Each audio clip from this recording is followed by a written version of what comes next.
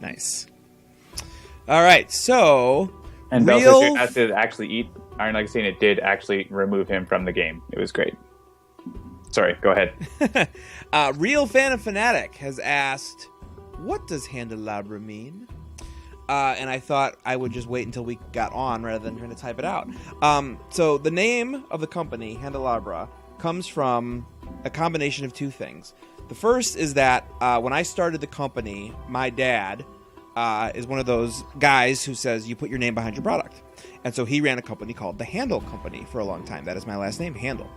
And but that being said, most of the tech companies that I know of don't really follow that rule. You know, Apple is not the Steve Jobs company. Google is not the Sergey Brin conglomerate or whatever. You have names, you know, crazy words or you know, even made up words. And so I tried to find something that would be both of those combined. I'm answering Real Fan of Fanatic and he can't even hear me. And so that's where Handelabra came from. It was the idea of like a name that has my name in it, but then also is a sort of a made-up word. And at the time, we were just an app company, and so the idea was kind of like a candelabra, like a handelabra. It was all for handheld devices. That was what we were making our apps for. And so that was kind of where the name Handelabra came from. Plus, one of my first passes at the logo was the sort of the devil horns, you know, sort of throw in the horns, heavy metal sign, but with candles for the two fingers. So like a candelabra. So that is that. You can Good story. You can stalk me on social media all you like. I mean, my Twitter handle is Mr. J Handle, MrJHANDEL. Yeah, which already like has we don't hide our names. Yeah, it's already sort of encoded in there.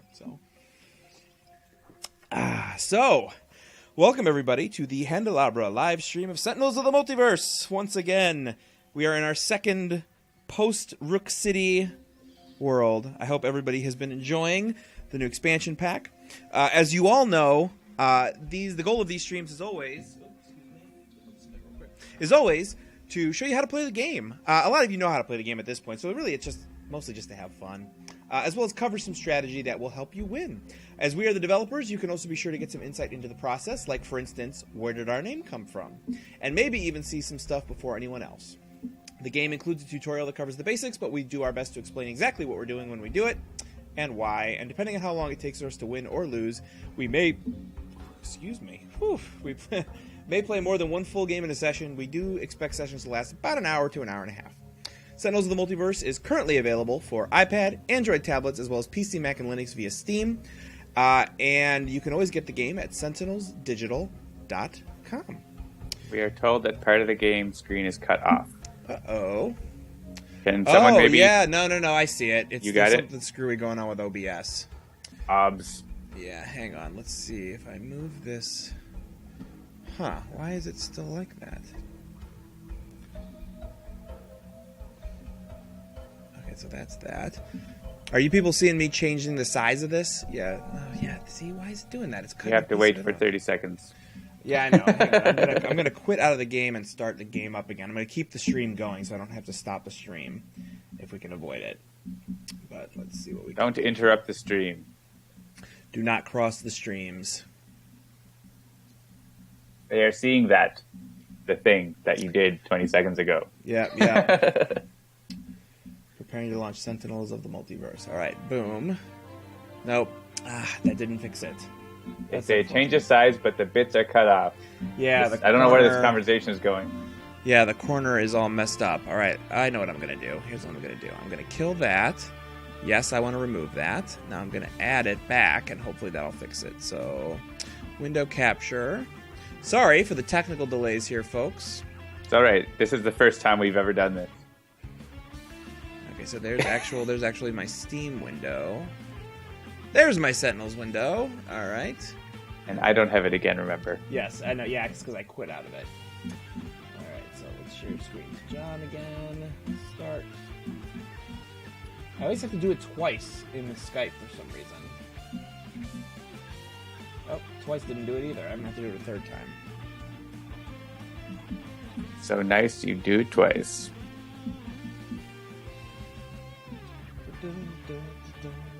Visper Yoshi suggests a game controlled by the audience. The trouble with that is there's a lot of lag. Yeah, that would take too long, unfortunately. Although I would love to do it. It would be a really sweet and fun thing, I think, if there wasn't that 20-second delay built in. All right. Oh, my goodness. Are you done making all sorts of weird noises? I'm just trying to get myself comfortable. Okay. I'm not going to be using my normal mouse tonight because it's been giving me trouble, so I'm going to be doing some weirdness. All right, so can you, John, see the screen? I can see the screen. Can you stream see the screen? Well, we don't know yet. Let's go to new game. All right, new game. All right, so John and I, in our infinite wisdom, decided tonight that we already know what we're going to play, but we're going to let you guys pick the environment. What we're going to do tonight, because there's one villain, not counting the Rook City villains, who we have not yet done on Advanced. So you guys start shouting out what environment you want to see. Yeah, guys, start thinking about what environment you're interested in. They are happy with the screen now, also. Awesome. Sweet. So tonight we're going to play against Advanced Mad Bomber Blade. And he is, as we all know, a variant. And since he is a variant, we decided we're just going to play all variants tonight. It's going to be all variants. It's going to be a variant villain against 5 variant heroes, and we're going to play him on Advanced. So it's highly variable. It's a highly variant-centric variable evening. So as you all know, Baron Blade, the Mad Bomber variant, works a little bit differently than the normal one. There's still a question of filling up his amounts. Like, you know, in the regular Baron Blade, it's to try to fill up the trash. If it gets to 15, he wins. On the Mad Bomber side, it's instead trying to fill up underneath his card, which is sort of his bomb, essentially. Right? Pretty much? That's right. And so on Advanced, he's throwing extra cards all the time under his card, which makes it super difficult. Yes, which is, again, it's similar to the way his normal one is. On the normal one, he gets an extra cards under the villain, extra cards into the trash. Right. So, all right, and then on the flip side here, he's got, at the end of the villain turn, the top card of the villain deck is played. So basically just more cards playing. And interestingly enough, the Mad Bomber variant works somewhat differently in that there are essentially no targets other than Baron Blade. Any target gets immediately placed underneath his card and becomes sort of fodder for his bomb, his fire damage. So you don't really have to worry about area of effect people. You really just want more sort of focus damage types. All right, so that is who we're going to be playing as a villain, and we have 6 heroes that have variants, and one of whom actually has 3 different variants, which is Legacy. So I guess we could give you guys some choice in terms of which variants you want to see. We are going to do 5, so it's going to be all but one of these heroes are going to get a chance to play tonight. So I guess the question is, what is everybody's least favorite variant? We'll remove that person from consideration. Go negative. Go negative. I would say that, like, of all of them, I think the one that I have the hardest time with liking is Mr. Fixer's variant, just because his super damage comes with a price, and I hate those kinds of ones. Whereas I really do dig Expatriette, because if you can find a way to trigger that aim, she can do lots and lots of damage. Especially if someone can help her trigger it again. Yeah. Like Old Man Legacy. Like Old Man Legacy, yeah. I think we should have them together. Yeah, so we'll add Old Man Legacy and Dark Watch Expatriette in there. So someone says don't play Wraith's variant. Don't use Cloth 6 string. Bring in Old Man Bunker. Yeah, we should bring in Old Man Bunker, since, you know, it's good to see his buddy that he used to see way back in the olden days. And then, obviously, I mean, how can you not play with Super Scientific Tachyon? She's, like, awesome. All right, see, that narrows the field down. There you go, between Fixer and Wraith. Jerk Legacy? What? I think Jerk Legacies aren't. No. Grandpa's a jerk, he said. I don't know. Because he keeps using his power on himself. All right, so what do you think, guys? Mr. Fixer or Wraith? We'll let them think about that for a minute, and then we'll also let them think about environments. So I think Atlantis won the environment. Did it? Oh, were you watching? Okay. Yeah. All right, so we'll do Ruins of Atlantis, which can be a pretty tricky environment sometimes. I'm okay with either Wraith or Fixer. If we put Wraith, put her first so that she can look at the environment, and then maybe get something like a Phosphorus chamber early on. My completely not scientific assumption looks like Fixer is winning. Sure. So, well, you asked them to vote for the one they don't want. Oh, did I? Yes. Play Wraith over Fixer. Well, that was before, but now the last thing that I said was oh, yeah, I guess it was who should we... I don't know. Some people are saying Wraith is greater than Fixer. I agree. I don't want to play Fixer, so we're going to play Wraith. All right, so we'll put Wraith right up front. Put her second so that Legacy can have his words with Blade. Oh, okay. That's a legitimate reason. And advanced. All right. So here we are. Wraith can look at the villain to put targets at bottom. Yep, that's true. All right, here we go. So we've got Advanced Mad Bomber Blade, Legacy Wraith, Bunker, Expatriette, Tachyon at the ruins of Atlantis. Blub, blub, blub, blub, blub. We don't have anyone to draw pictures of underwater bombs for us, though. Your legacy is one of loss and despair, Mr. Parsons, and now you fall. Shape up, pal. You've made your threats, but are you ready to face the consequences? Onward. All right, so let's take a look at our hands. What do we got? Papa Legacy's got a Backfist Strike, a Bolster Allies, excellent, a Surge of Strength, and a Thok. And he's got Legacy damage to Blade, so... Yep. Then we've got... Nemesis. Nemesis, yeah. Wraith has got Combat Strike, Infrared Eyepiece, Inventory Barrage, and Mega Computer. So that's awesome with that Infrared Eyepiece. We can set her up as our deck for both the villain and the environment, our deck manager right away. We got Bunker here, who's got an Auxiliary Power Source, Flat Cannon, and Maintenance Unit Upgrade Mode. Not a terrible start. Dark Watch Expatriate has got look at that! And look at Prejudice. That layout. Pride and Prejudice. They're in the right order. And a Tactical Shotgun and Hollow Points. That is a really... That's an excellent setup for her. Super Scientific Tachyon. We've got a HUD Goggles, Lightning Reflexes. We've already got our Lightspeed Barrage and our Sonic Vortex, so that's interesting there, but nothing to fuel them just yet.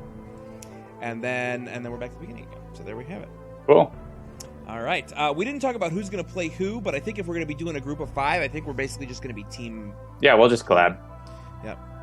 All right, he goes ahead and hits us all for 0 damage, but it's going to hit Legacy for 1.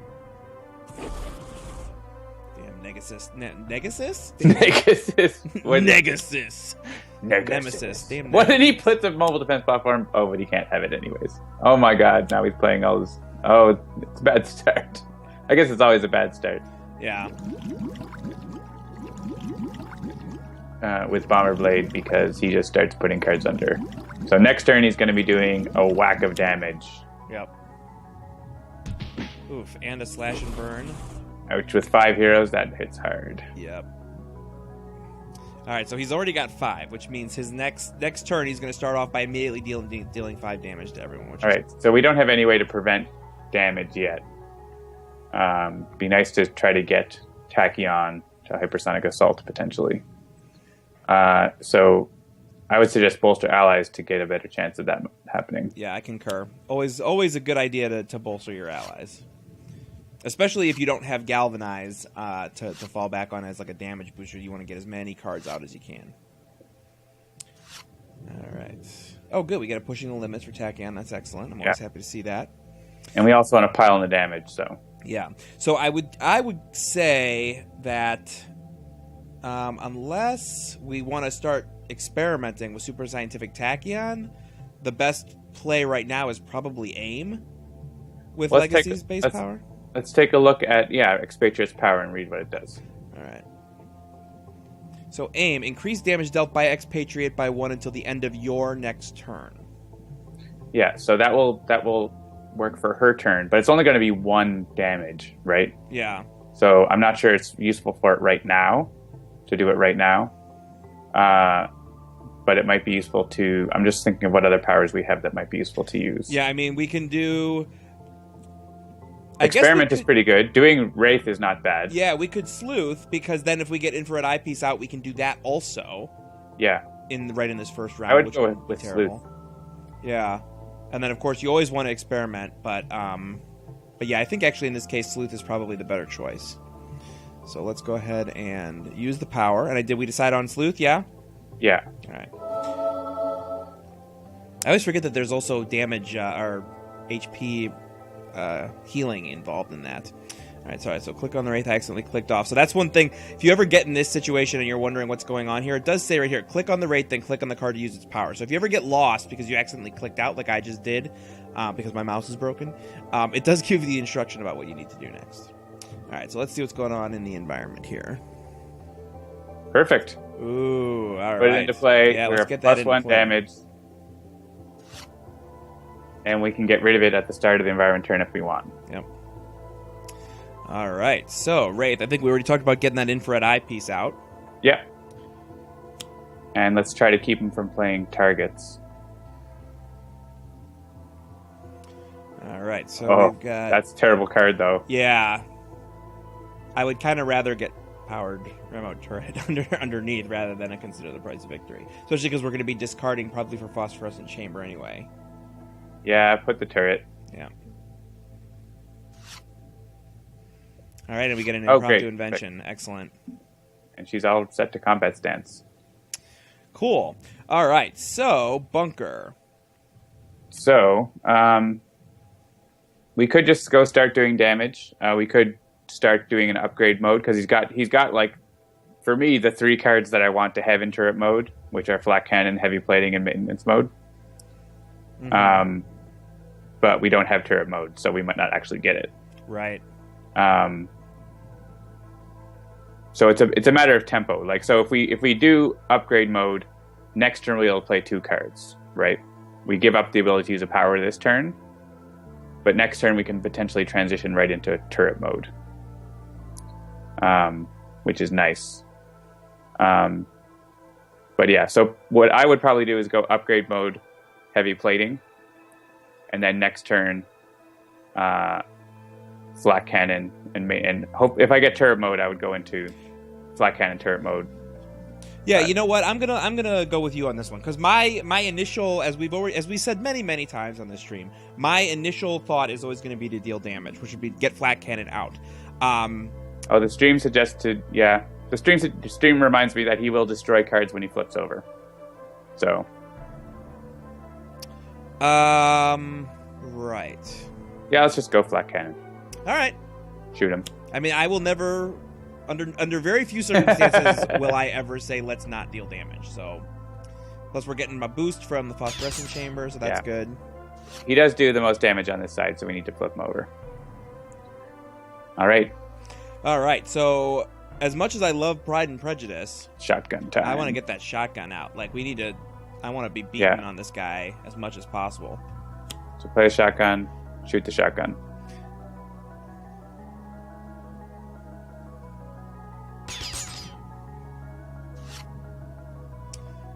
You got a hair trigger reflexes, not a super useful card in this particular game.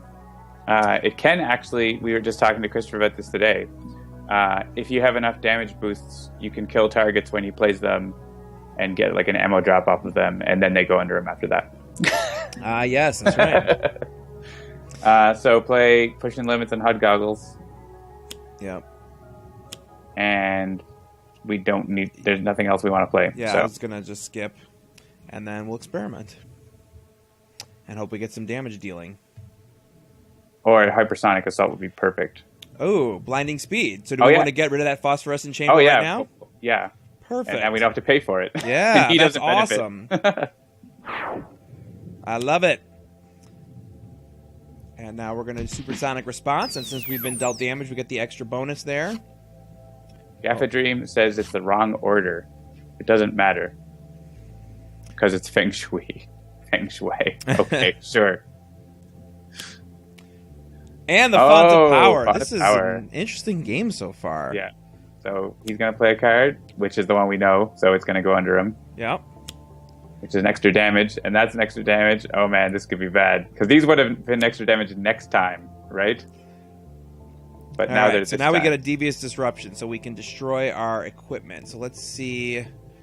Okay, Legacy doesn't have any. Wraith has the infrared eyepiece. Bunker has the flat cannon. Got a tactical shotgun. And we could probably get rid of the HUD goggles if we need to, but let's see here. So, Baron Blade deals each hero target X lightning damage for X is 3 plus the number of hero ongoing and equipment cards still in play. All right, so it looks like there was 4 altogether. So we got 1, 2, 3, and 4. Oh, and 5 because it's ongoing and equipment. So are there any that we absolutely have to keep? Hang on. The chat is saying supersonic strength and blinding speed for +2 damage. Oh, right. You should have played supersonic response so that the phosphorescent chamber would give you more damage. Whatever. Oh. Well. You can go back. You can do that.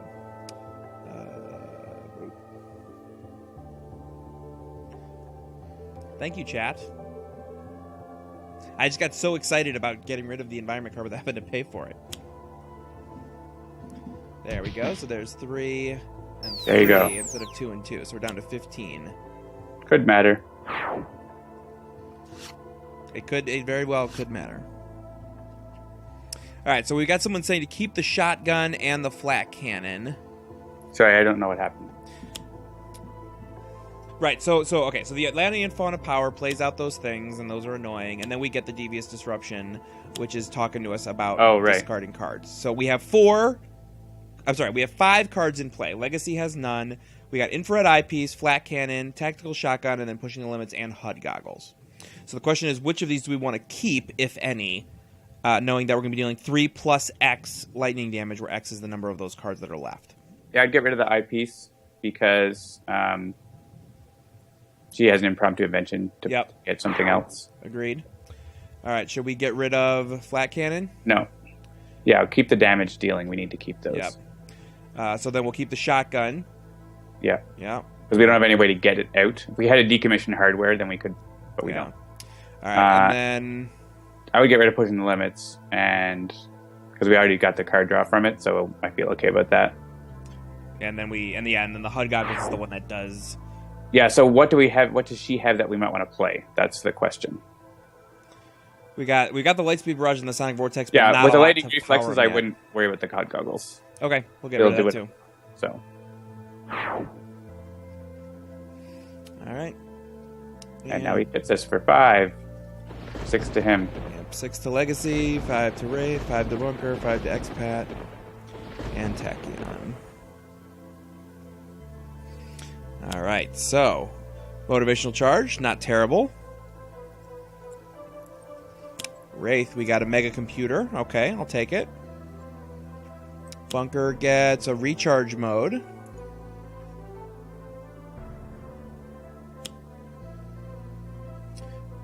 Ooh, Unload. Well, I wish we didn't have that card just now, but that's okay. Do we want to use the Tactical Shotgun right away, or do we want to use Aim to boost our use of the Tactical Shotgun when it comes back around?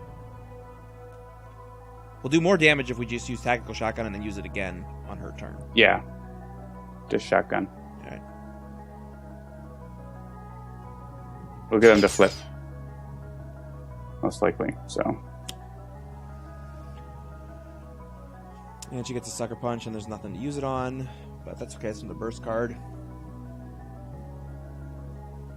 And here comes, what we were just talking about. So he has 7 cards underneath him now, which means he's going to be doing 7 damage to everybody. So the order's not going to matter. Yeah, 8 to Legacy. Oh, he played Recharge Mode? Hey, that's good. -1 damage.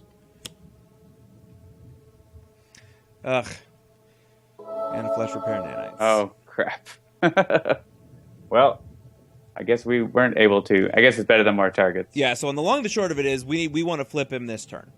Because there's 10 under there now, which means at least 2 incapacitations minimum if he gets to deal damage next time. So Back Fist Strike and then Motivational Charge, then use power on himself to Motivational Charge.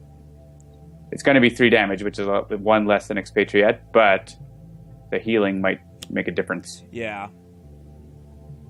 All right, so we'll do 4 plus 1. Get him down to 16. Then we will be Jerk Legacy.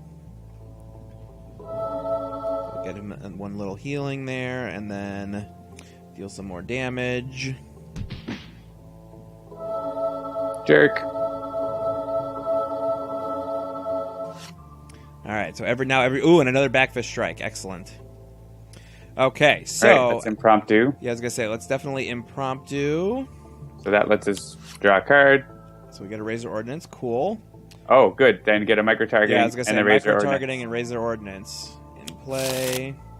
Razor ordnance, and let's do some more damage. So And that's the gonna be damage. 5. All right, good. So he's down to 8. Yeah. Okay, good. Got 2 trust funds there that I don't really need.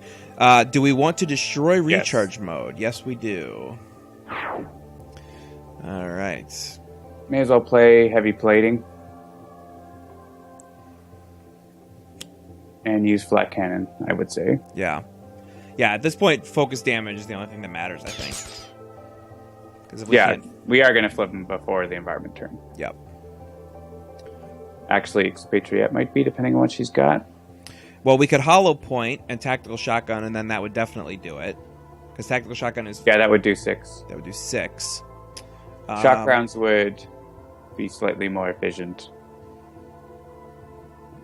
But it's kind of nice to have an ammo in the trash, so... gotta go with hollow points. Because if you get reload, then you can just pull it right out. Yep. There. Take And that there blade. he is. Flipped. Now he's got his gun.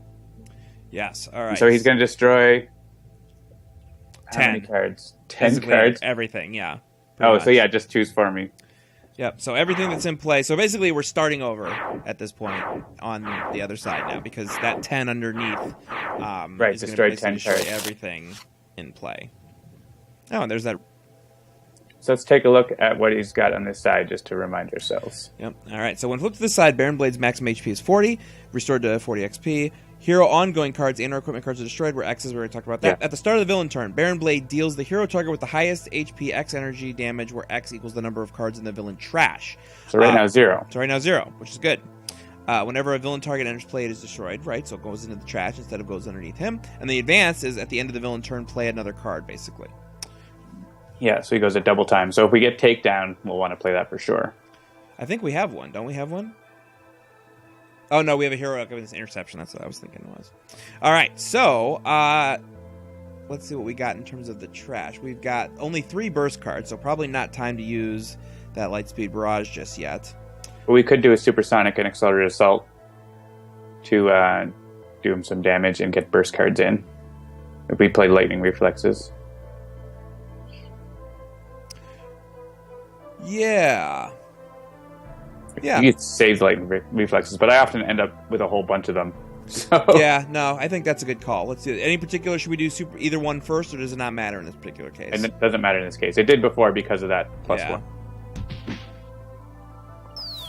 And now, like, he's not going to be hitting all of us all the time anymore, so it's good to use that supersonic. Yep. So, All right, and now we will experiment. so what are you going to go with? Tachyon? Yeah, I feel like, well, I mean, unless... Tachyon's pretty good odds. Yeah, we haven't done the math yet to figure out what Expatriette is yet. I mean, she's the highest out of these characters, but looks like you got this figured out now, except we experimented wrong. We still need your help, Richard. All right. Oh, Ugh. the worst card. Hate it. Who's going to discard their hand? Do we have any environment destruction? Let's take a Grappling look. hook? All right, so we have... Like, ever have it? Nope. Nope. And no RPG launcher. Yeah.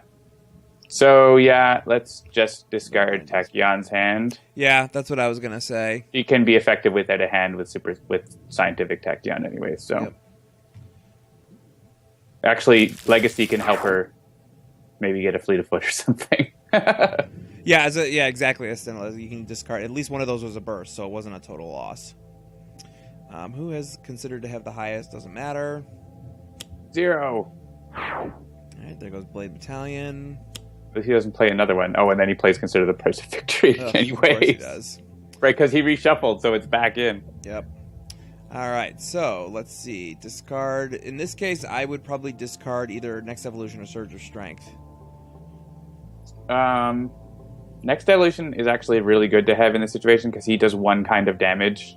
Ah, true. On this side, Yeah, so and if we can get the combo out, we can basically be invulnerable. So I would go get rid of Surge's Strength probably. Right. We already have +1.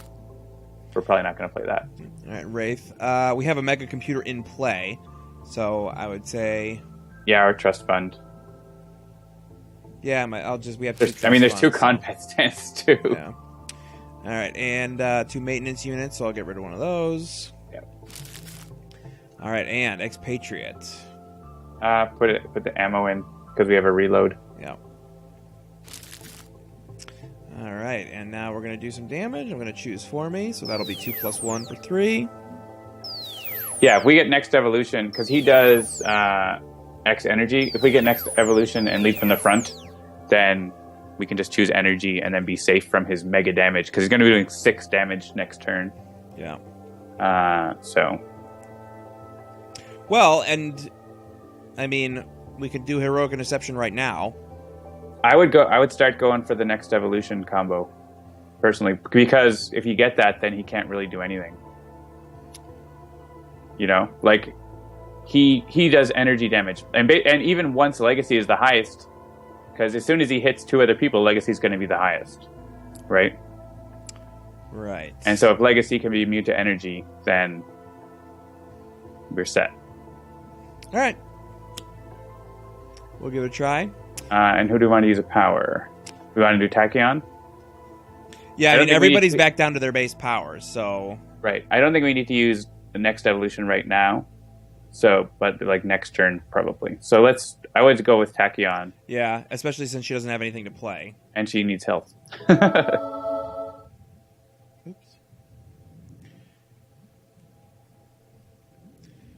All right.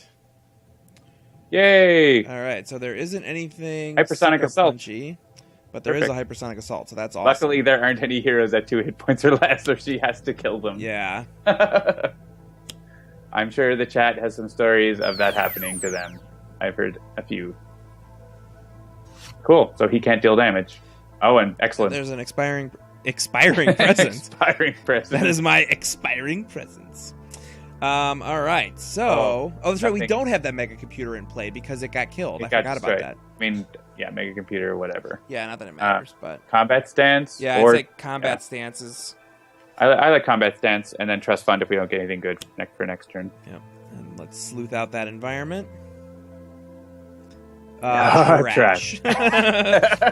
For sure. Don't put it in play, it's fine. Right, and we get a utility belt, that's always good. Oh, and bunker.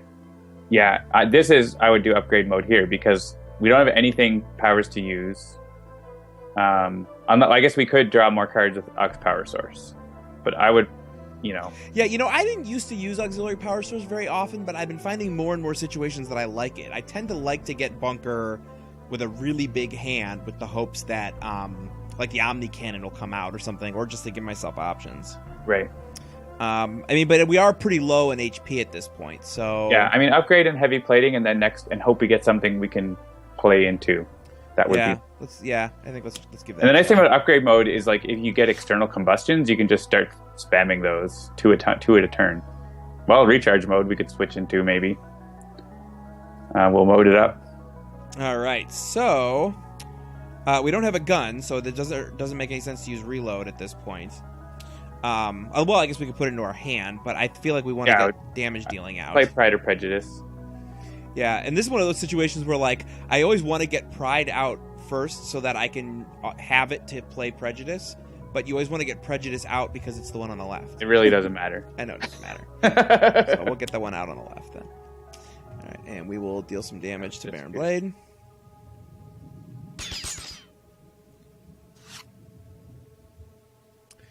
Get a flak jacket. All right.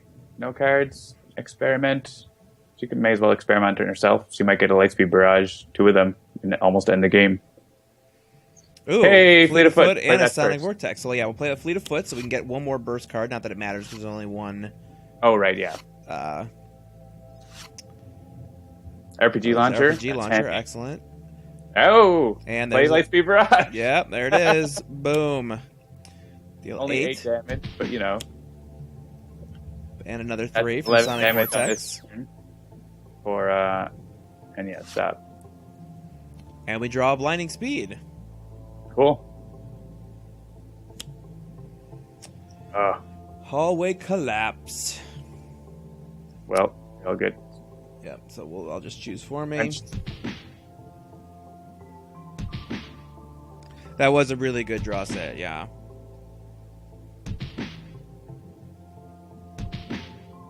Yeah, it is really, like, that's one of those mildly infuriating. Like, you can either have them say Pride and Prejudice, or the pictures can look right, but you can't have them, you can't have both things. That is definitely frustrating. That's good. Tell Christopher.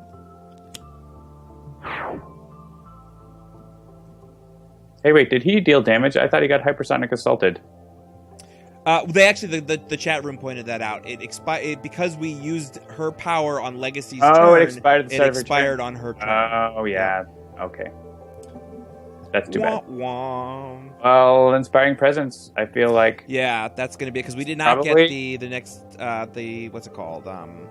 Lead from the front. So we'll go for a hit point. And now, yeah, he's still not the highest. We could organize it. Like, we could have Wraith get hit so that Legacy's the highest, and then he's immune to the energy damage. Or just wait for it to happen. I mean, Baron Blade's only got 18. Yeah, we could probably kill him. I feel like we could probably get this done. And if we don't get it done this turn, we're definitely going to get it done next turn, even if we get some incapacitation. So, we want to go for Tachyon again, or something more certain? Let's see here. Let me look at her trash real quick. Yeah, 2 out of the 3 Lightspeed Barrages are already in her trash. So I don't know how good the odds are of getting the third one right away in an experiment is, because I'm not that good at math. Actually, another +1 damage for Expatriette will let her do 4 and 4 with her 2 guns on her turn. So do it. So and she's also the low, or she's the second lowest. Tachyon's the lowest. So you're saying have her aim. And then she can use Pride and Prejudice on her turn. I like that. Okay.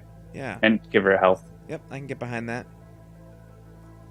And we will aim. Ready, aim, and fire. Hey, there's motivational charge again. Yep. For Jerk Legacy. Infrared eyepiece, maybe? I don't know. Yeah, I mean, I gotta say, as excited as I was about infrared eyepiece up front, I feel like with Mad Bomber at this particular time. Well, he plays 2 cards, that's true, so you can only get one of them. Yeah, I can't imagine how it would be all that helpful. So, honestly, I don't know. Trust Fund? See if we can't get a damage dealer that we might need for next turn? I mean, Make a computer so a Kraken doesn't kill Tachyon. Yeah, done. Well, we can find out. Yeah, and then let's sleuth it up and see. Speaking of which...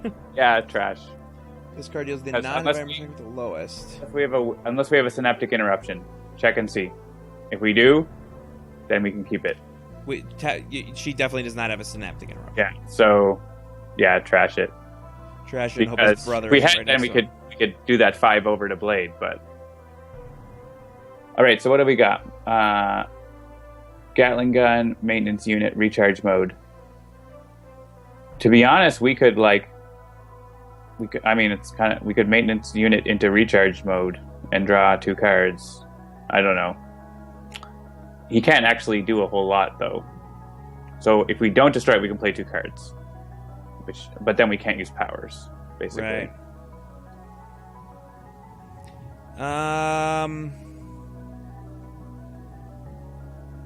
I would probably don't destroy it and maintenance unit into recharge mode, and then we're at -2 on bunker. He's not going to get hurt by the environment or anything. Right. And then hopefully next turn he can start into going up.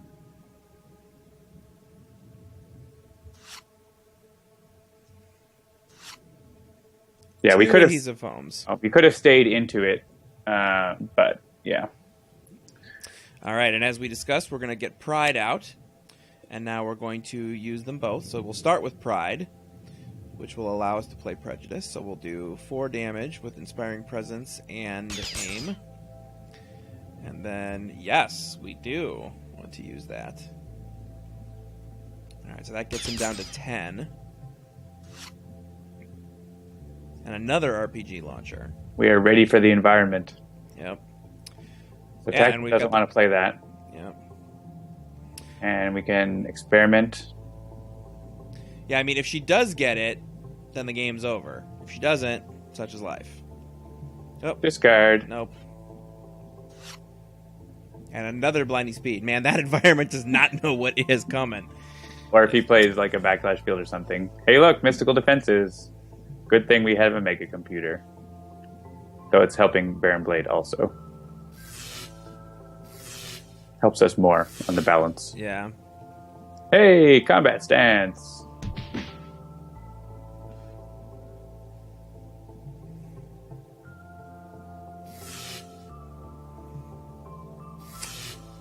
It would be nice if we could pin some of the yes-no question, then remove them, or rewind them, then remove the pinned answers. Baron Blade punches the Wraith punches back. I'm not sure what that means. I think he's talking about like being able to say, I want to answer this decision the same way. Oh, I see. The Wraith is going to go down. Yep. So we lose the Wraith. Bunker's like, what? What you talking about? Oh, and a Backlash And a Field. Backlash Field, which is not good And for MDP, us. but it gets destroyed. Alright, so we've got to deal 6 damage. Oh, I think we can deal. Oh, but then he backlashes. But he backlashes. So, And we but yeah, played the Back Legacy. Fist Strike is going to do... Isn't that going to do 6? Because Inspiring Presence Yeah, is that'll out. just 6 straight off. So kill him with the back fist strike. Bam! He doesn't even get a chance. Oh, Blade. It's nice knowing ya. Fade to white or blue. Blue, I guess. Dark blue. Not bad. I have to say, I did 2 practice games against Advanced Baron Blade this afternoon, and I did nowhere near this well on either one of them. I was like just dying left and right. So Yeah, he can be tricky. But he's manageable if you can put some damage on him. And also, I think we sort of had a lot of preparations for trying to survive bad things, but we'd end up needing them. So, and I will say too, the other ones I played were a 3-player and a 4-player, which may have also contributed to the difficulty. right, yeah, more players on this is maybe easier in some ways, but also he puts way more cards under, so he starts ramping up his on advanced. He starts putting a lot more cards underneath, so he can get very, very dangerous. All right, so that was only 42 minutes, so I feel like we can do another one.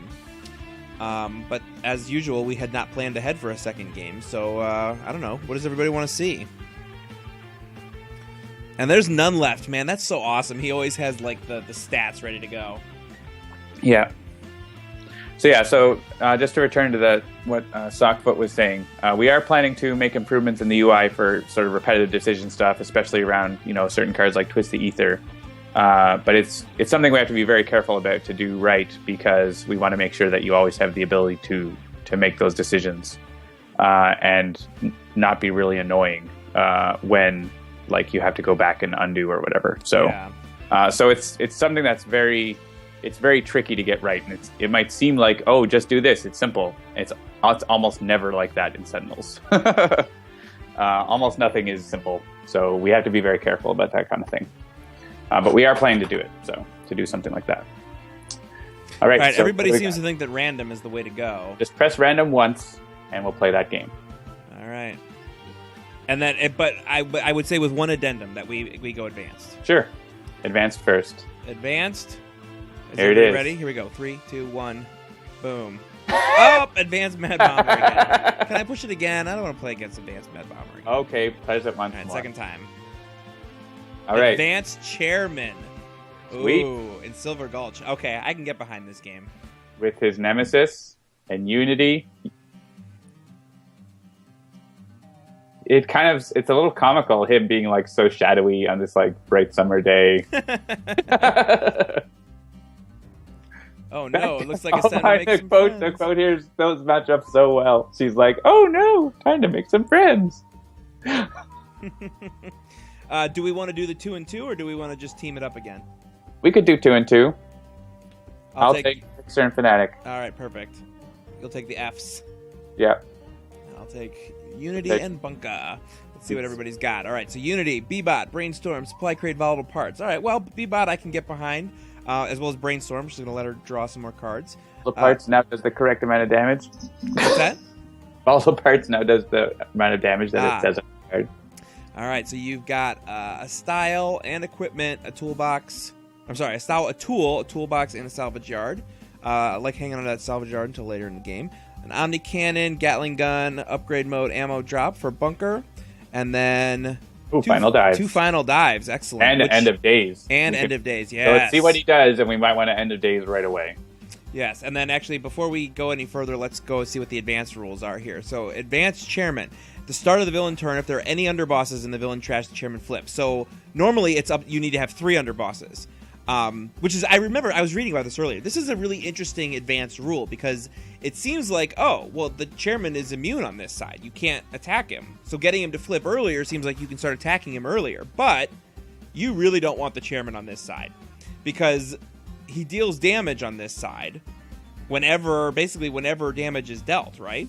The first time chairman is dealt damage each turn, he returns with damage, but now the X on this side has gone up. So basically, it's going to get him on this side faster, and when he gets to this side, he's going to be dealing even more damage. So. Oh yeah, and Stockfoot points out that, oh good, that's a great first card. Bbot and End of Days, you can combo to keep all your stuff. So you can have End of Days destroy all the villain cards. Clear it all out, and then Bbot it, yep. So that is good. So we could save that, or we could just use it right away. All right, so we got, at the end of the villain turn, this card deals the hero target with the lowest HP 4 melee damage unless their player discards 1 card. I would take the damage. Yeah, this early in the game, I think I'm going to take the damage. Because oftentimes I would discard something, but Unity always hurts for cards. Yeah. So what's our plan? So there's just the one underboss. If you had played 2 underbosses, I might, or if it was something horrible. But the muscle is actually like easy. Yeah. So why don't we save? What if we save Bbot and End of Days for like that's our panic button? Okay. Yeah. I mean, I was gonna brainstorm so I can get 2 more cards and deal a little bit of damage. And probably not play it. And you won't be able to play a bot then. Yeah, and then I won't be able to play a bot this turn, which I'm fine with, probably. Okay. Because the only one at this point, the only one I've got is Bbot. Yeah, so you want some more options. Yeah. Well, I'm not going to get them, so... so let's see here. I'm going to deal damage, obviously, to Enforcers and Muscle and Operative, who has... Oh! Haha!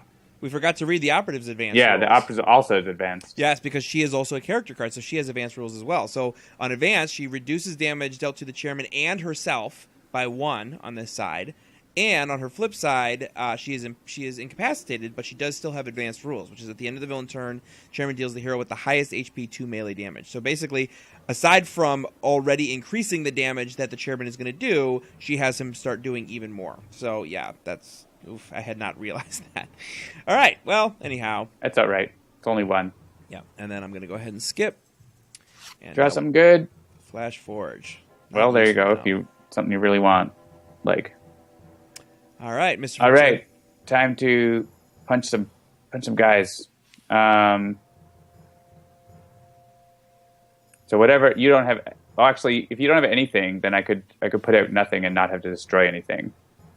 Yeah, that's true. I don't have anything out yet, so. But I would kind of like to jackhandle everything or do a toolbox. What is Bunker and Fanatic planning to do? Or said Enforcers had 1 less hit point for Fanatic, but I would say probably ammo drop for Bunker. Oh yeah, just with the chairman, that's usually a good choice. Start grabbing cards. Fanatic probably absolute. Well, I guess Fanatic's yours, but I would say Is somebody under 4 yet? No, not yet. Actually, yeah, I can final dive the muscle.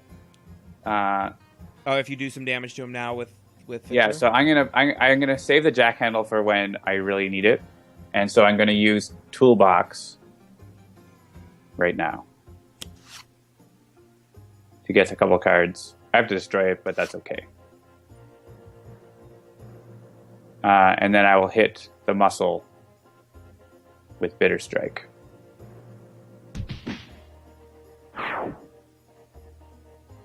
And then Fanatic's going to final dive that. Cool. Oh, and Grease Gun. Great. Nice. Yeah, excellent. Yeah, I'm going to get ammo drop out. And actually, this is perfect. I'm going to go ahead. I'm glad that we've got the Panzer booster, because this means that we don't have to worry so much about this irreducible stuff. I'm going to irreducible damage the operative. I don't know that we'll use it right away, but having it on there is not going to hurt. And what were you going to fight? So let's final dive the muscle. And yeah, it doesn't matter. I'm going to pull a card for ammo drop. I'm going to get another ammo drop. And throw her into the operative. It.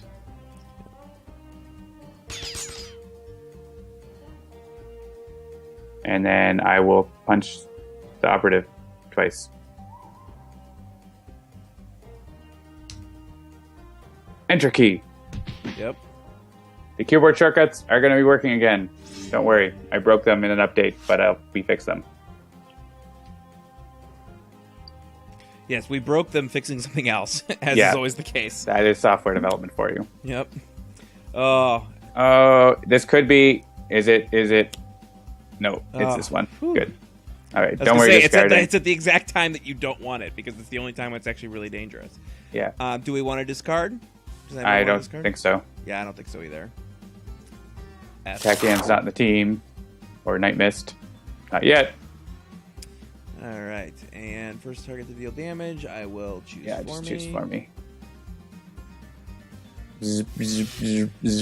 Yeah, actually, this is one of those situations where I'm really glad that we're using alternate bunker, because I feel like, especially even in advance, like having that irreducible is going to be really useful. I have a feeling. I am the handle-upper version of Mr. Fixer. I'm a variant Mr. Fixer. I just watched the first episode of Daredevil last night. Ooh, how was it? I keep meaning to watch that, but great. I haven't had a night where I knew that I could just zone in and enjoy it. Well, all the one underbosses came back into play. But yeah, so his outfit in the first episode is like Mr. Fixer's there, because he's just got sort of the black bandana on his head. Right, yeah, it was really cool. I've heard good things about the rest of it. So yeah, I have too. I'm gonna get rid of volatile parts. I mean, you got a lot of cards. You could discard one now. Yeah. Yeah, I'm gonna get rid of volatile parts, because that's one that, especially given that I don't really have a whole lot of bots just now. I'm not giving spoilers. That he has a bandana on his head is like the cover of the show. Okay. Wait, was there a second enforce? There's a second enforce. Yeah, and then there's a thief. All right, these guys, it's going to be jack-handle time, probably. Or we could decide to do the end of days. He's flipped over now, so... Yeah.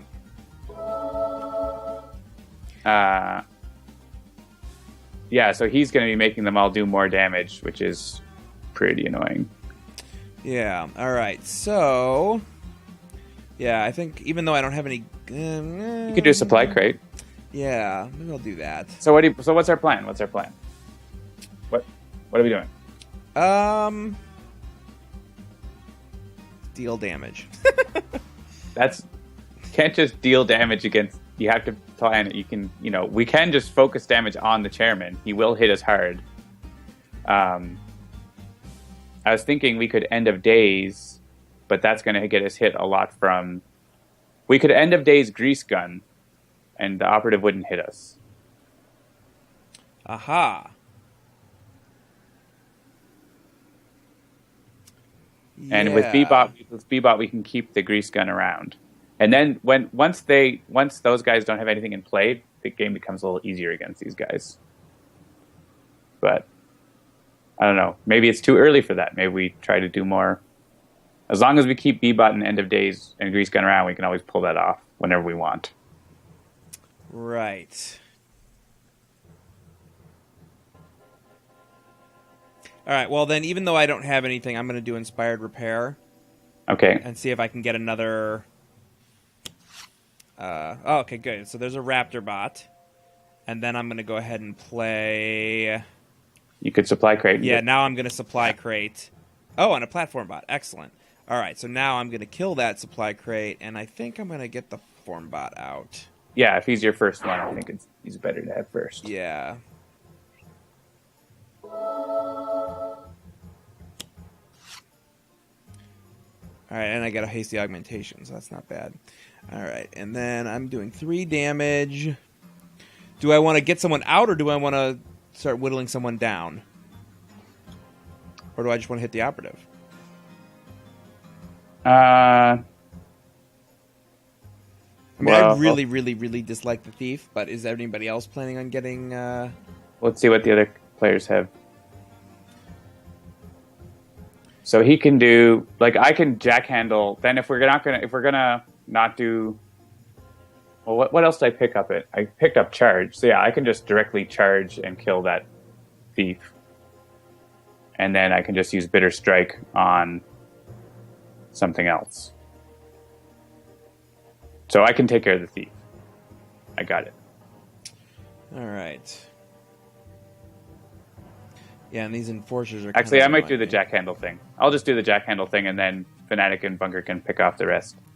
So that's whenever Fixer would deal damage, he deals that much damage to all non-hero targets. And you're going to do how much? 3? Yeah. All right, so if I do... So basically, I should hit either the Fence or the Enforcers to get one of them down to 3 as well. And then you're going to clear out Enforcers. Well, you could probably clear out both Enforcers, the Thief, and take the Fence and the Muscle down. Unless you want to get the Fence completely out. The Fence is who brings in the Thief, right? Yeah, we need to get rid of the... All right, I'll hit the Fence, and then that way she'll get gone when you Jack Yeah, Handle. hit the Fence first, because I'm going to destroy my Jack Handle, and that will make them heal. Yep. Well, 2 hit points, but it's a thought that counts. Right. Yeah, Jack Handle and Bitter Strike. All right, so I don't hit think the order Fence. matters. Okay.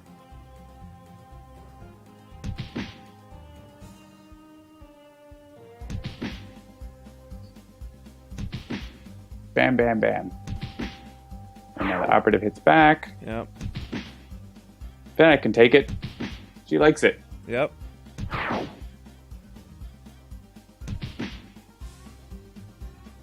Bunker doesn't like it as much. Fnatic likes it.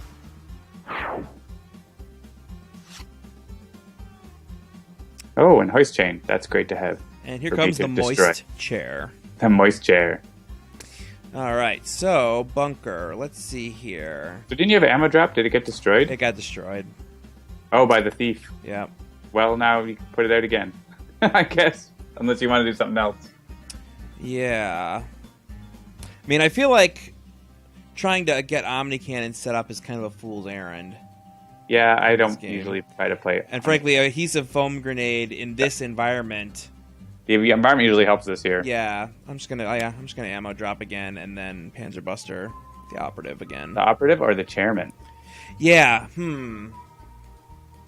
I feel like we could I feel like if we're gonna focus damage anyone, it should probably be the chairman because he's got less hit points and he does more damage to us if we focus damage him anyway. So if we get him out of there, we still have to destroy the operative. But all right. So do you want to final dive the Enforcers by any chance? Yeah, let's final. I want to kill the muscle. Yeah, okay. Final dive the Enforcers into the muscle, and then I'll hit the muscle because I don't want that muscle to bring out the Enforcer again. All right, yes, we'll ammo drop.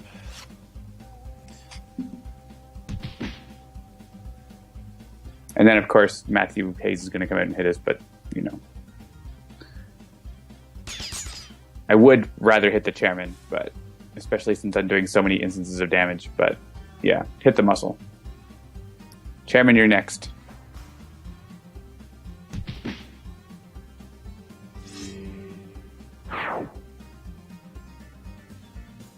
And yeah, so you are ammo with the ammo dropping. That's how you're. I would put a Gatling gun next turn, unless you have something out there. Yeah, since I have something to fuel it. Yeah. All right. Fnatic always likes taking the damage, right? Yeah. So you can, and this is also Nemesis damage, so give it to Fnatic. Yes. There you go. Ooh, external combustion. And Divine Focus. Nice. Ha. I almost never see that happen. I guess it can happen to Haka when he does a. But I mean, you just hit the cactus first and it goes away. It almost never happens. Oh, garbage! Stupid underbosses. At least we're killing them all. Yeah. I deeply dislike the informant. Yes, and hired gun. This is bad. This is going to be 6 damage to everyone because of the chairman. 7. The contract. Yikes. So the contract. Oh yeah. Oh, bad. Bad. Where's Legacy and can't play cards when you need them? Oh, okay. Hasty augmentation. Yeah. So who? Do we want so I wish I had the jack handle out now. Yeah. Because I can always put out something and not use a power, right? But so do we? I think now might be the time to do the end of days thing, because there's only one more underboss in the deck, and we have the ability to make damage irreducible. Okay. Are you okay with that? Yep. So what am I doing? I'm modular workbenching and then killing it to bring out the B-bot, or I guess discarding something to bring out the B-bot.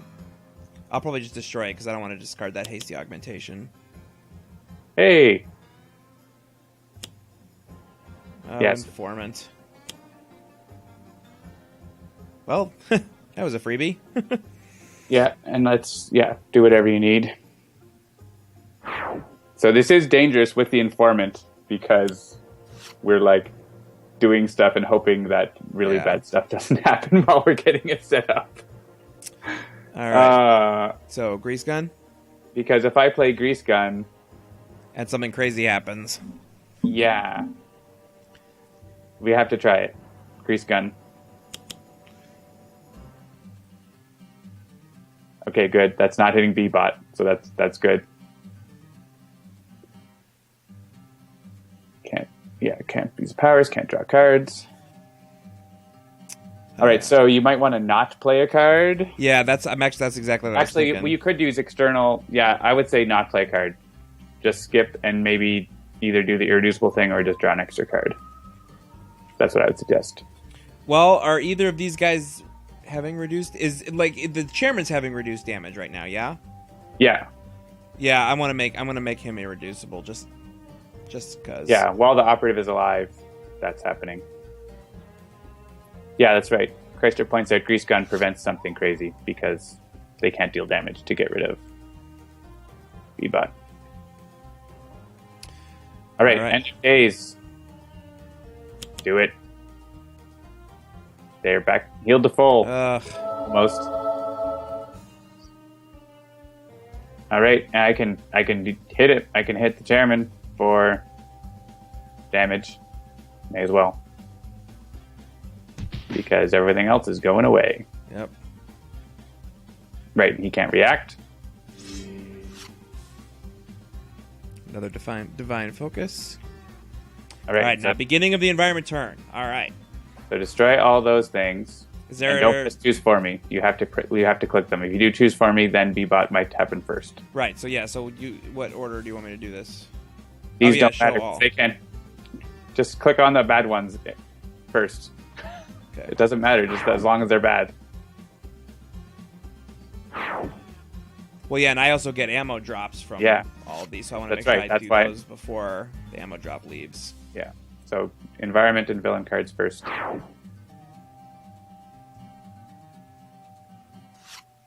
And the operative can't hit us in retaliation.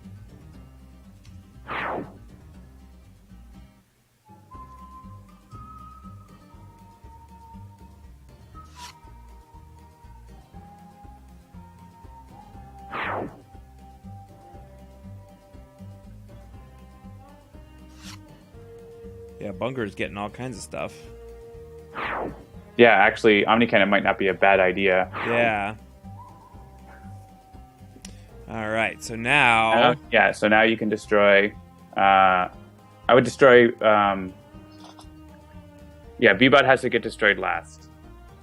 So, ammo drop. And... Oh, wait. You don't have to destroy those cards. That's what B-Bot does for us. It destroys end of days. So if you want to keep ammo drop, we have to go back.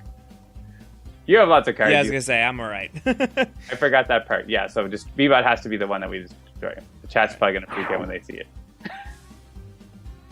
And now, hit... actually, if you hit the chairman, he's going to hit back at Unity for... But isn't Grease Gun still in play? Can't... Grease Gun's still in play, you're right. Yep. Okay. I'm... It's too late. It's getting late. Yeah. Then that destroys B-Bot. There we go. Explosives wagon.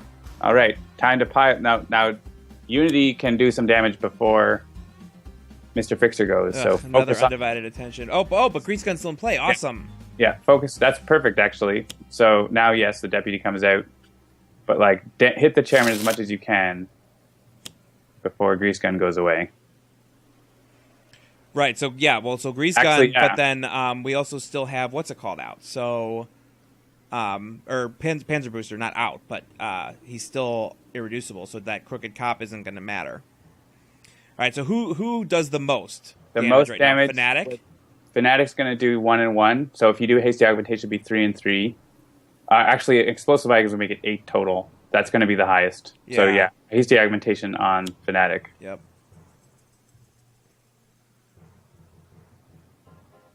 Mr. Fixer is not going to do as much damage as this.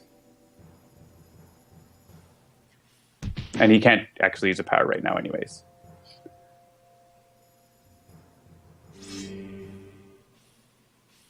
Sweet. All right, and I do have a Raptor bot, but if Grease Gun's going to go away, I can kill that. Grease Gun and put in Raptor bot. Yep. Love it. Nice. I love it when a plan comes together. And I'm going to do 3 damage to the chairman. He's down to 20. All right. I think I'm going to hoist chain the chairman to reduce his reaction damage by 1 so that other players, we can all keep hitting him. We can just burn him down. Hopefully. Before we die. And then because the thing is, the other stuff does so much more damage when he's out. So, do that.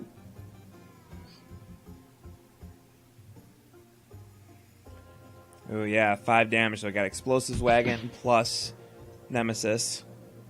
Yeah, he's going to hit back. Negesis. Negesis.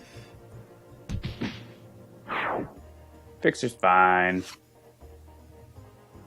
Salvage yard, get all the stuff back. All right. So the thing is, you still want what to do. I mean, Gatling gun is not bad because you can still keep the irreducible thing up. That's true. Yeah. You know what? I like that because we're gonna want to do that. We're gonna want to do that to the operative. Yeah, and I have tons of cards to get rid of, so it's not like I need to worry about fueling it. All right. So at this point, I want to keep the chairman with irreducible.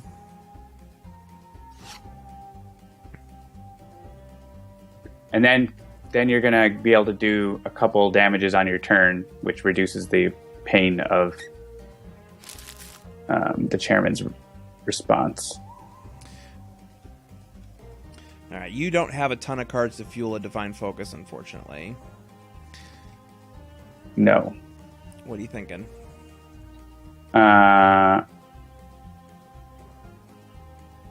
Negesis.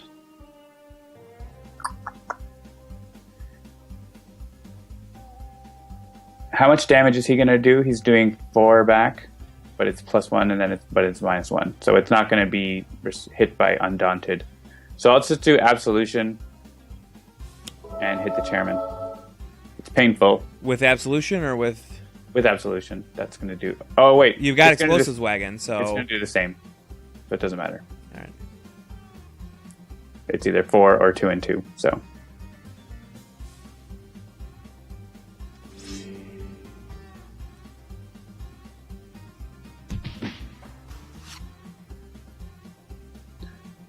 That's good. I like that card when I have Absolution. And Lost in the Past. Here comes Lost in the Past, although we're not in a situation where I'm really all that concerned about it.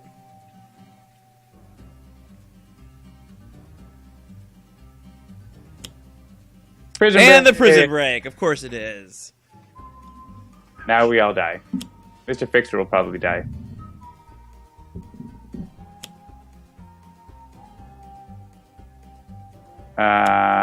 I don't know if we can take care of all these guys.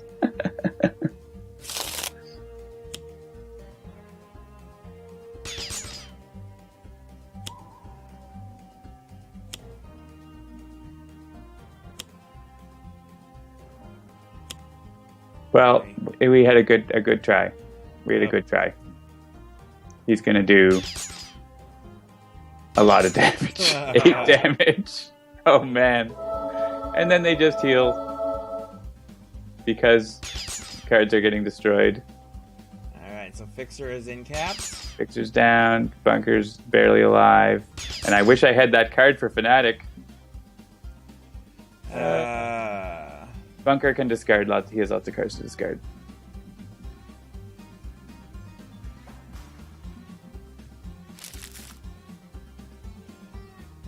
Destroy hero ongoing or equipment card. The thing is, as soon as Bunker hits the chairman, he dies. Yeah. So if you want Bunker to live, destroy Gatling Gun. I don't know if it matters. I don't think it's gonna. Look at him healing. I don't think it's gonna matter. And then you get like nothing. You can do nothing. Yep. You can play. I mean, you would just draw 2 cards, but it's not gonna matter. Oh well. Alright. Destroy an environment card. Or, I don't know, does Fnatic want to do some damage? Destroy the Explosives Wagon. Let's go out in a blaze of glory. Alright. I can get behind that. Alright, so... Make sure you hit the chairman first. Oh wait, he's immune to damage from environment cards. Oh, that's right. Just hit us, or you can let the operative kill us. But I would just hit us. Alright. And that'll be quicker. Choose for me. Let's see what happens. Oh man, look at that. The operative didn't even get any damage either. Because the crooked cops? Yep. Yeah, so... Oh, now the operative's gonna kill us. Oh no, she didn't quite. No, yeah, it's going after those guys, so the operative's gonna get us.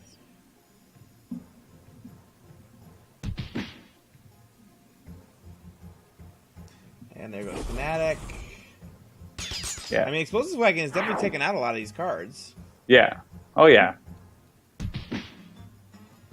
Bunker is incapped. Nonetheless pointed out there was a 1 in 4 chance that it was gonna be a prison break. But that's still good odds. We had 75% chance of maybe surviving, maybe. So it's a toughie. Unity yells, "Everyone hide behind this wagon. It's safe." On it. And there's the wagon is right there on the screen, right behind him.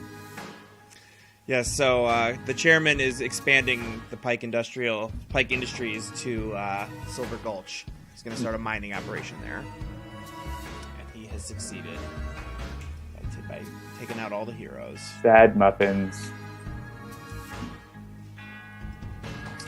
Well, that was a good try. Yeah, and we won our real game. Yes, we did. Mad Bomber Blade is done. But the chairman, not quite. All right, well, that's that, I guess. Yeah. Anybody have any questions? We'd be happy to answer anything. Maybe a few questions we can take. I can tell everybody that we did begin with our day today with a really excellent meeting with Greater Than Games. Who can guess what we might have been discussing with them? 20 internet points for the first person to figure out what we were discussing with Greater Than Games this morning. The sky is actually sort of a mixture. It's a blue, a pink, and a purple. All right. 2 questions. 1, have you thought of doing a demo version of the game? Yes, we have, as a matter of fact. And which Infernal Relics deck are you most excited about? Okay, we'll get to that one in a second. So the demo version, what we've actually considered is taking what is our convention demo and basically releasing that sort of as a free version of the game, which is the sort of Freedom 4 setup with Baron Bladed and Slippermalis. We just haven't had a chance to do that yet. It's definitely something we'd like to do at some point. But one of the things I really want to do with it, if possible, is actually do a completely voiced version of Christopher walking you through the game, so that not only does it have the sort of on-screen Christopher, but he sort of talks you through it. Because I feel like that is a really good way to learn, is hearing someone explain it, not necessarily reading it, because, I don't know, that's just how I feel about it. But that is definitely something that we have considered. We just haven't gotten to it yet. Regarding the second one, I will ask, I'll let John answer that question. Which Infernal Relics deck are you most excited about? I think we talked about this a little bit last week as well. I actually don't work on the deck so much, but I do, though. That's true. From what the stuff that I'm going to be involved in, like I don't work on a lot of the implementation of the rules. Jean-Marc and Jennifer focus on that. But I'll be doing the UI elements, and so there's some interesting UI considerations for the NEAD with the character portraits that we have in the background, dealing with potentially 9 of them and how we're going to do that is kind of interesting. But from the rules perspective, Argent Adept is really interesting, and he also sort of presents some interesting UI things because things can get pretty complicated when the Argent Adept is in play. And there might be some really neat things with the Argent Adept, so you'll have to think about what I might mean by that in terms of interesting things we might do. Indeed. And yes, for those of you who guessed, we were in fact discussing Infernal Relics. Specifically, one of the things that John was just talking about, which is how to represent the NEAD on screen, number 1, was one of the things we were discussing. And then we were also doing something that we do before every expansion that we've done so far, which is we sort of present to Greater Than Games, okay, this is the expansion pack. It's Rook City. What do we need for Rook City on the music side of things? And as you know, every environment has its own music, but now every villain has their own victory theme. And so what we do is we get basically Christopher and Adam to tell us what they feel like the feeling of each environment and each villain is, so that Jean-Marc has something to go on when he starts to compose the music. And that was one of the other main things we were discussing with them today. None Left asks, what are the more interesting bugs that came up from testing in the alpha? In general, the most interesting kind of bugs and the weirdest bugs are ones that come with interactions from decks that are already there with the new ones. And so, often when we're building a deck, we'll test out the things that are, happening in that deck with the new decks and everything together. But then you get, and then you get bugs that sometimes don't get through because it's very difficult to test every combination, especially as more decks come in. So there, a bug came in, and that's kind of how, we obviously get almost all of the major bugs fixed. Once in a while, something slips through, but minor bugs come in. Like there was one where Mad Bummer Blade and Spite had a problem interaction, and so that's one promo villain, on one of the sides and against a card in Rook City. That didn't make any sense, the thing I said. That would be cool, though. But yeah, so basically one card from one new environment and one variant villain sort of had a weird interaction. So those are the kind of, they're interesting because they're very rare, and so it's not easy to test for. But then we do actually, whenever bugs like that come in, we build a unit test for it so that we know that kind of situation is going to be solved forever. So. Well, and actually, John, we forgot to discuss this today, but I'll mention it now. for those of you who are in the stream who have either inquired about becoming a beta tester or tried to become a beta tester and were not selected, we are probably going to be putting a call out for more beta testers in the very near future. One of the things that John and I were discussing over the weekend is that, with this cycle, what he was just talking about started to happen a lot more because there's more, there's 8 new decks in the game now, and so there's a lot more interactions, and frankly, as many of you may have noticed, we didn't catch them all before they went, before the update went out. That's why we've been having some hot fixes. There's an infinite loop that can happen with Spite. There's this interaction he was just talking about with, the Rook City card and Mad Bomber Blade. And so we feel like now's the time to expand the beta team a bit so we can have some more eyes on these things before they go out. So keep an eye on our social media. It's probably going to go out sometime this week, if not just tomorrow, actually, that we're going to get set up for bringing some more people onto the beta team. So if you've been interested in being on the beta team, keep your eyes open because we're going to open it up again. It'll usually be open for at least a couple of days. So it's not like, and it's also not a first come, first serve necessarily. It's sort of, we just want to get as many people in as we can, and then we'll start picking people from that pool. So. Yeah.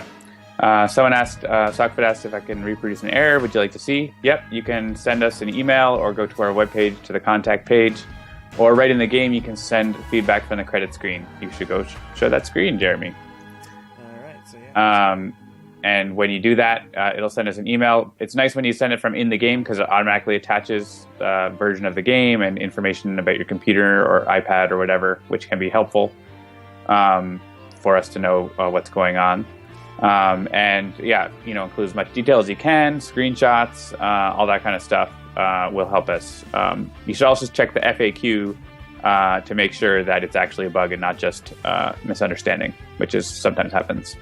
Yeah, so if you come in here into the credits, up in the top right-hand corner here, there's this big feedback button. If you push that, it'll launch your chosen email client, and it'll pre-populate that email with information about your game as it's installed in your system, so that we have some info to take a look at. This other send feedback button, this is one that you get if you are a beta tester. Yes. Which is a different feedback button. But yeah. Cool. Do you want to take any more questions? Let's see. I think that's probably... I would like a button to auto-report game results to the Internet Sentinels data project. Yes, actually, we've had a number of requests for that sort of stuff. All I can say is this. We have a very... We capture every single one of these requests.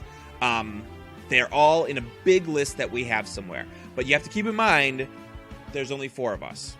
And only 3 of us actually work on the game because I do other things. I don't actually write code or actually implement things. I do a little bit of graphics work. I do some sound work and some other kind of stuff. But in terms of people who can actually implement features, there's only the 3, John, Mark, and Jennifer.